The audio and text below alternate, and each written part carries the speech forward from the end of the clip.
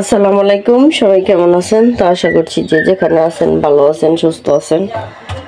তো সকাল সকাল দেখেন তাজা একদম ফ্রেশ তেলাপিয়া একদম লাফালাফি করতেছে। দেখেন এগুলো পাঠিয়ে দিছে, আর আধা ঘন্টা আগে পাঠাইছে। তো আমি একটু কাজ করছিলাম, তো সেই জন্য একটু দেরি হয়েছে। জেতা তেলাপিয়া মাছ যে এরকম জেতা লাফালাফি করতে পারে, তো আমি আগে না দেখলে বুঝতে পারতাম না। প্রত্যেকটা তেলাপিয়া এরকম জেতা। দেখেন একটা, দুইটা, তিনটা, চারটা, পাঁচটা, ছয়টা, সাতটা তেলাপিয়া আছে।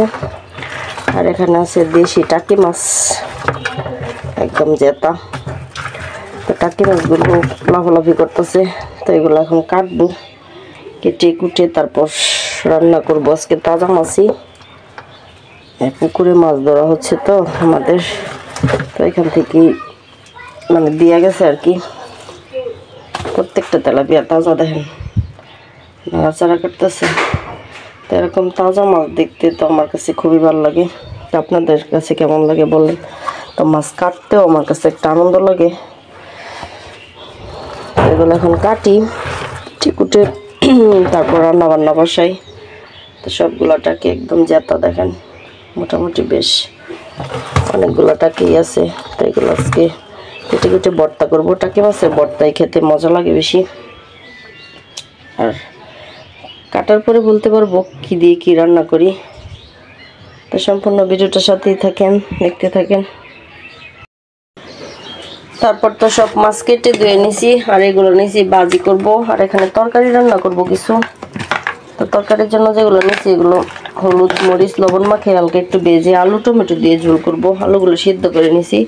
আর টাকি মাছের ভর্তা করব। টাকি মাছগুলো সিদ্ধ দিছি, কাঁচামরিচ আর মাছ একসাথে। তো এগুলো হালকা একটু ভেজে নিই। তাজা মাছ যেহেতু বেশি ভাজার দরকার নাই, হালকা একটু ভাজবো। তো মাছ কেটে ধুয়ে পরিষ্কার করতে করতে একটা বেজে গেছে। আজান দিয়ে দিচ্ছে। তো মাছগুলো আমি ফ্রিজে রেখে দিছি। তো ভাবলাম যেগুলো রান্না করবো এগুলো শুধু রাখি, একটু দেরি হয়ে গেছে। তো এদিক দিয়ে মাছগুলো ভেজে নিছি। আর টাকি মাছগুলো হলুদ আর মরিচ একসাথে দিয়ে তারপর সিদ্ধ করে নিছি লবণ দিয়ে। আর এখন তরকারিটা বসায় দিলাম, আলু টমেটো দিয়ে দিছি, মশলাটা ভালোভাবে কষিয়ে। তেলাপিয়া মাছের তরকারি যেহেতু তাজা মাছ, তো ভাবলাম সাথে সাথে রান্না করলে খেতে ভালো লাগে। আর এগুলো ভাজি করবো, ধুয়ে পরিষ্কার করে নিতেছি ভাজির জন্য। ভালোভাবে কষিয়ে তারপর ঝোল দিয়ে পানি দিয়ে ঝোল দিয়ে দিব, তারপর মাছ দিব।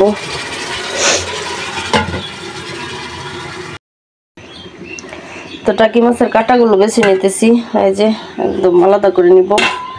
আর মাছ ভাজির জন্য তেল গরম হয়ে গেছে, মাছটা ভেজে নিই। মাছগুলো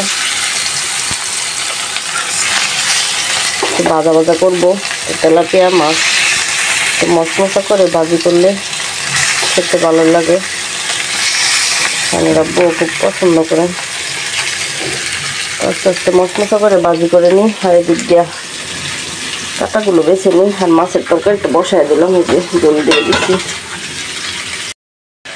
তো মাছের তরকারি রান্না করে ফেলছি, আর মাছ ভাজিও হয়ে গেছে।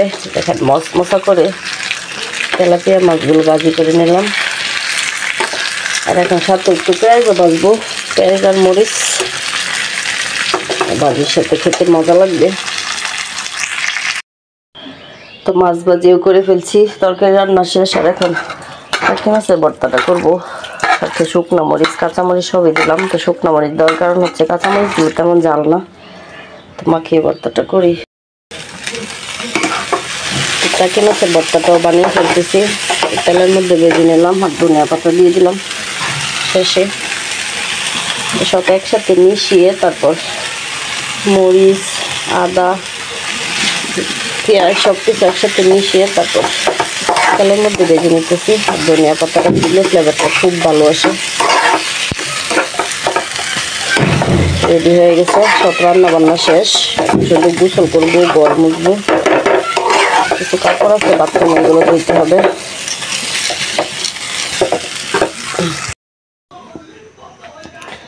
চলে আসলাম রান্না করে। দুপুরে খাওয়ার পরে আর ভিডিও করা হয় নাই, সন্ধ্যা হয়ে গেছে। সন্ধ্যার নাস্তা রুটি বানাইতেছি,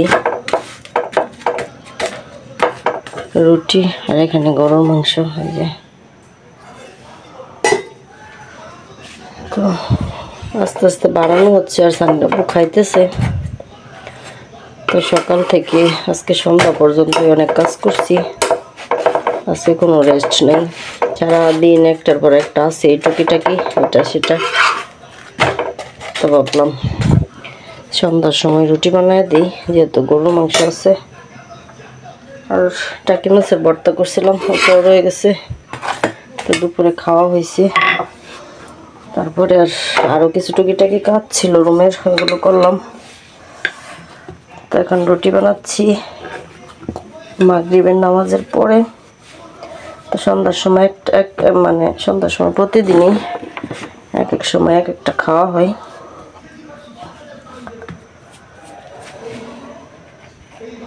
তো আজকের মতো এই পর্যন্তই, ভিডিওটা শেষ করে দিই। সবাই ভালো থাকবেন, আমাদের জন্য দোয়া করবেন। আল্লাহ হাফেজ।